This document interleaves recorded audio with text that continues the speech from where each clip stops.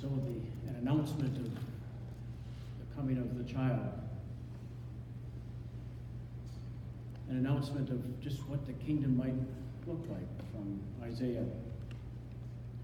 In our reading from Matthew, we hear a different announcement of the coming of the child.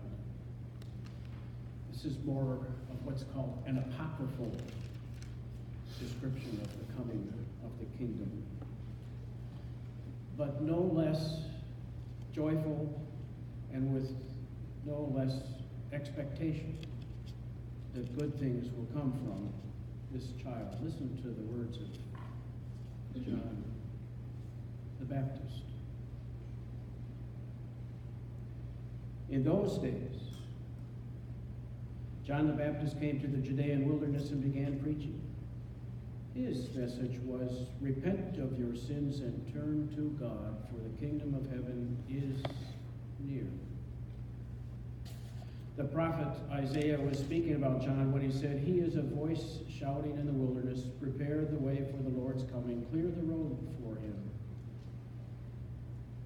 John's clothes were woven from coarse camel hair, and he wore a leather belt around his waist. For food he ate locusts and wild honey. People from Jerusalem and from all of Judea and all over the Jordan Valley went out to see and hear John.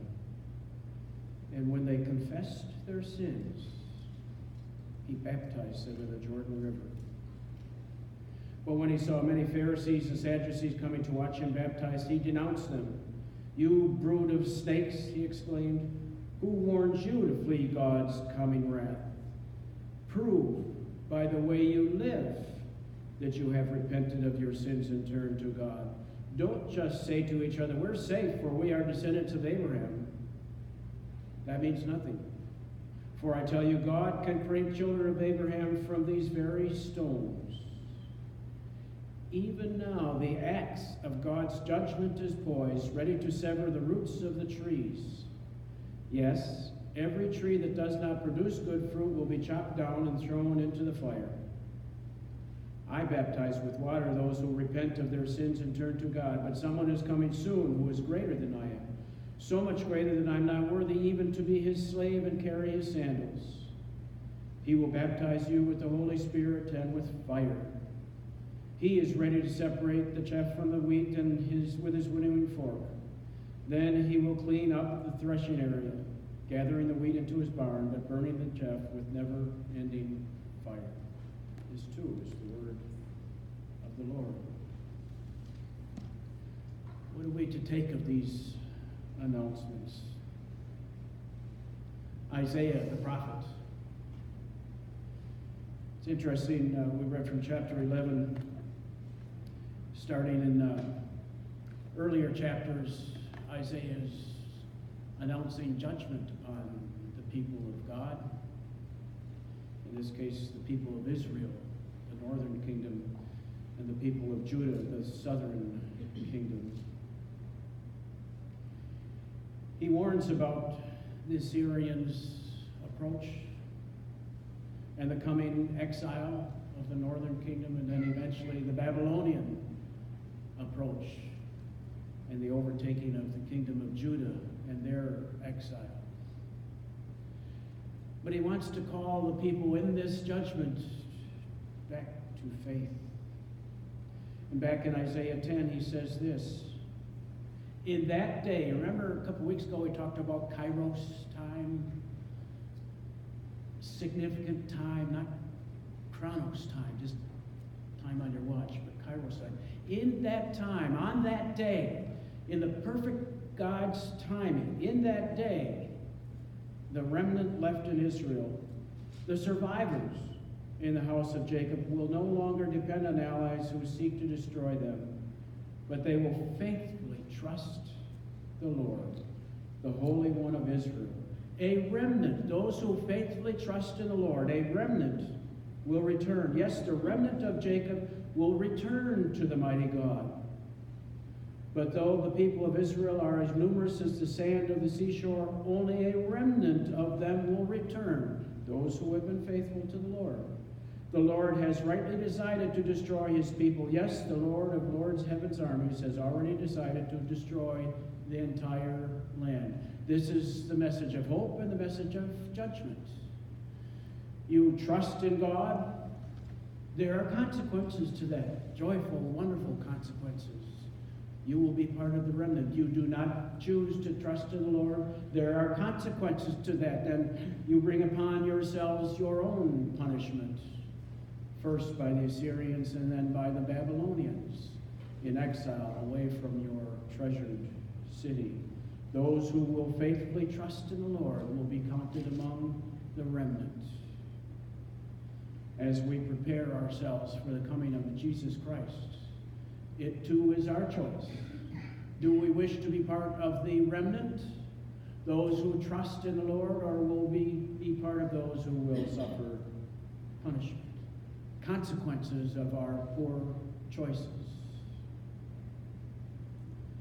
And then the prophet Isaiah calls upon the people of Israel and says, look, the Lord of Lords, heaven's armies, will chop down the mighty tree of Assyria with great power. You hear the theme of growth and nurture and death. Will chop down the mighty tree of Assyria with great power. He will cut down the proud, that lofty tree will be brought down. He will cut down the forest trees with an axe. Lebanon will fall to the mighty one. And then the passage that was read, out of the stump of David's family, a different tree will come growth. If you know anything about trees, Lebanon is known for its cedar trees. If you cut a cedar tree, there will be no shoots from a cedar tree. The tree of God is the oak tree. If you cut down an oak tree, frequently shoots will come from that oak tree. Out of the stump of Assyria, there will come nothing. Complete devastation because of their arrogance and their inability to trust in God. But out of the stump of David's family, not David himself, but David's family, the family of Jesse, the lowly shepherd. That's significant because it tells us that just as David's tree came from a lowly shepherd, the message being that they had to rely on God, so too will this shoot come from a lowly shepherd. And we too will have to rely on God. You see, that's part of the cedar tree, depending only on our own strength and not God's strength. A new branch bearing fruit from the old root will come, is the promise of Isaiah. And rather than rely on our own strength, the Spirit of the Lord will rest upon him and us, the spirit of wisdom and understanding. Remember last week we talked about the holy mountain, and up on that holy mountain, what will we gain? Knowledge and wisdom from the Lord. So out of this new shoot, out of this stump will come the spirit of wisdom and understanding, the spirit of counsel and might, the spirit of knowledge and the fear of the Lord. We talked about this last week at our disciple class. Fear of the Lord. Awe. Not shaking your knees fear, although I suspect when it comes to that time, I hope I will be able to shake my knees before my God. But the fear that Isaiah is talking about reminds me of chapter 8 of Romans. Listen to this. This is a fear that says that we are convinced that nothing can separate us from God's love, neither death nor life, neither angels nor demons, neither our fears for today nor our worries about tomorrow. Not even the powers of hell can separate us from God's love. No power in the sky above or in the earth below. Indeed, nothing in all creation will ever be able to separate us from the love of God that is revealed in Christ Jesus our Lord. This is the kind of fear, respect, and awe that we have before our God. Nothing can separate us from our God. So what will this shoot teach us? What kind of knowledge must we learn? This gets us back to last week when we learned that there are 3 things we should be doing to prepare ourselves for the coming of Jesus Christ. work on our relationships, work on our call. What is it that God has called us to? And spending some time in prayer. Listen to these words about relationships. The shoot will delight in obeying the Lord. How might we do that? We will not judge by appearance, nor make a decision based on hearsay. If you want to talk rumors, if you want to spread stories about someone else in order to judge them, the shoot of Jesse will not do that. We shall not judge by appearance or by hearsay. We will give justice to the poor and make fair decisions for the exploited. Friends, we have to work on this to prepare ourselves for the coming of Jesus Christ. Give justice to the poor. Make fair decisions to the exploited. We must wear righteousness like a belt and truth like an undergarment. In a time when truth has become relevant, these are words that we need to hear. We must bear righteousness, all those things that become pleasing to God, like a belt, and truth like an undergarment. And then the prophet Isaiah describes natural enemies in a poetic way, lying down and living together with one another. And the poetry is telling us, so too must we learn to lie down and get along with those we call our enemies. In God's kingdom, at the top of that mountain, there will be no enemies. There shall be only peace. Nothing will hurt or destroy in all my holy mountain, says the prophet. For as the waters fill the sea, so the earth will be filled with people who know the Lord. That's our task. Is to fill all creation with the knowledge of that Lord,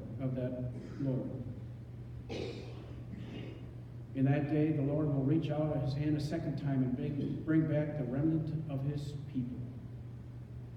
So today it's our choice. Will you be part of that remnant? Will you learn over these following 3 weeks to change how you relate to people?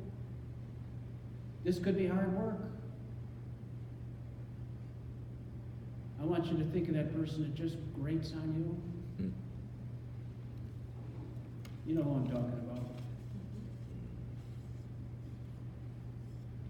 Work on that relationship.